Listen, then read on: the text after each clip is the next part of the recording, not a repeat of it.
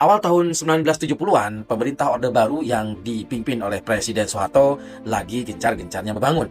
Dan saat itu, brand alat berat populer di Indonesia banyak didominasi dari Eropa dan Amerika seperti Alice Calmer, Hymek, dan Caterpillar. Dimulai dari tanggal 23 Desember 1970, Trakindo lahir didirikan oleh almarhum Ahmad Hamami, membawa Caterpillar ke proyek-proyek strategis di negeri ini.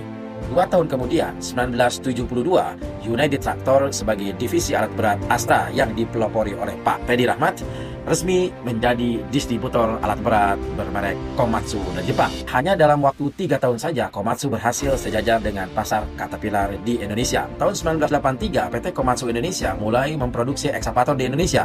Langkah ini memotong biaya impor, mempercepat suplai, dan membuka lapangan kerja lokal khususnya di Indonesia.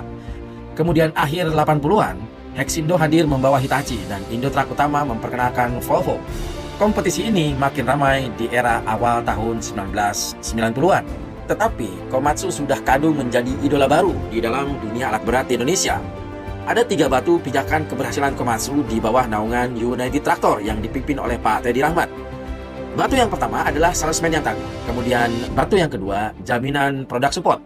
Dan batu yang ketiga adalah inovasi bank garansi. Pada era tahun 2000-an, harga batu bara semakin melesat. Alat berat menjadi laris manis di tambang Kalimantan, Sumatera, dan proyek-proyek perkebunan. Di periode inilah, bisnis rental alat berat mulai tumbuh pesat. Alasannya cukup sederhana, karena proyek sering bersifat jangka pendek, harga alat berat semakin tinggi, dan bisnis rental ini memberi fleksibilitas tanpa beban investasi yang sangat besar. Memasuki awal 2010-an, pemain baru dari Tiongkok mulai serius masuk ke pasar Indonesia. XCMZ merintis distribusi lewat mitra lokal sejak 2011. Disusul oleh brand Seni Group hadir di tahun yang sama.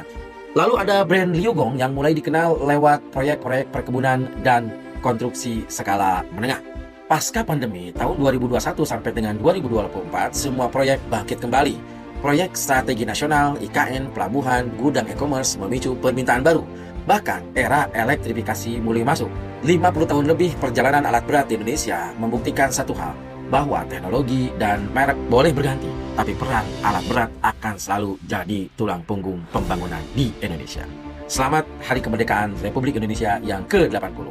Semoga Indonesia tetap jaya dan tetap bisa membangun dengan kontribusi dari brand-brand alat berat secara global.